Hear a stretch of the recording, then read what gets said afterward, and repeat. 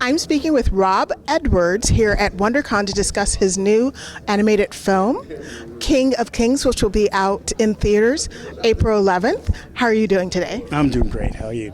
I'm fine. Excellent.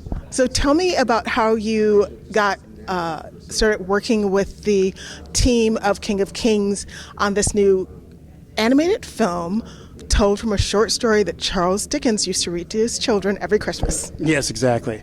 Well, I'd wanted to do something faith-based for a little while. I wrote The Princess and the Frog, and there was a lot of allusions to, wishing on stars and that kind of thing, which was my little backhanded way of addressing faith in a movie.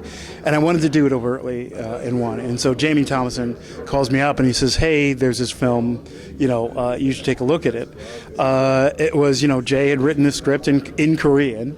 They had had it roughly translated into English, and they just wanted somebody to smooth out the translation.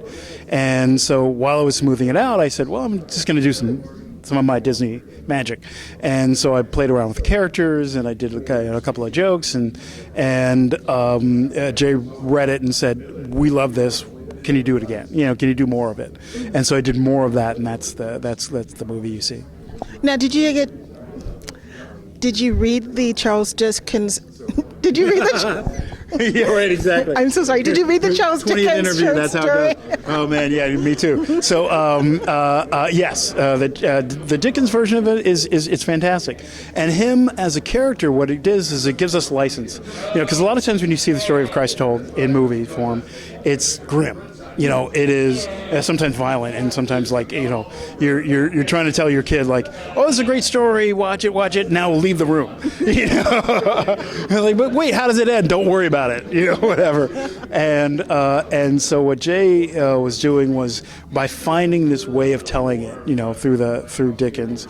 One, you get the complete story of birth to death, and second, you get it told in a way because it's a told story. It's you get this great filter. And I think it comes out really, really, really wonderfully. Now, what was it like working with this team? Because they are out of Korea, and so there's a different sensibility culturally versus what the average American cultural way of looking at Christianity, because we all see Jesus and God a little bit different through our own family, through our own cultural lens. Yeah. Well, that was what was interesting. As I found that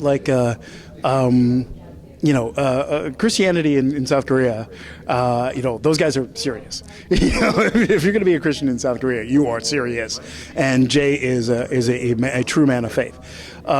So that part of it we didn't disagree with. There were some things like in Korea at the Last Supper, he pours honey. Mm-hmm. It's honey in bread, and I said, "Well, we don't," and so there were little differences like that. But I just found that I'm a Disney guy, California, big comedy, whatever, and sometimes that didn't translate well.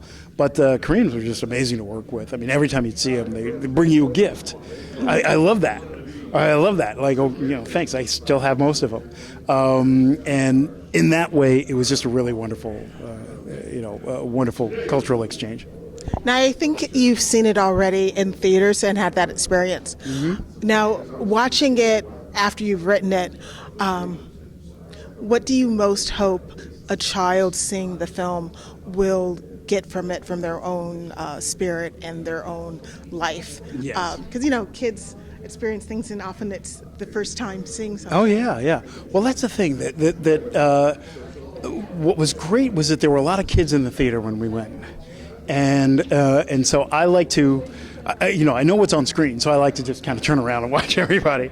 And what was cool is that all the kids, they leaned forward, and their eyes were like saucers, and they're just watching and watching, and they were just like, Dad, whatever, that kind of thing.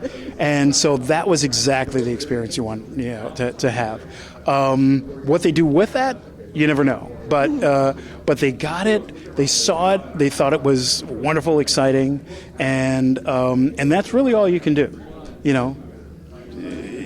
That show them the story, tell them the greatest story that ever it was ever told. Tell them about this great man, and hope that it resonates. Hope that it has they follow up with it. Now, I'm a great believer in you learn from a previous project or work experience and you bring it on to the next one. What are you working on next time, and what will you bring from your experience of a transnational project to your next project? Oh, transnational. I don't know. Actually, my next project is a project called Defiant, the story of Robert Smalls.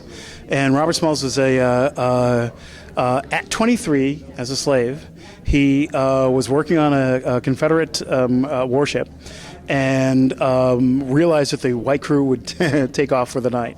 And so one night, he and the black crew take the ship and go through 5 military checkpoints, dressed as a captain.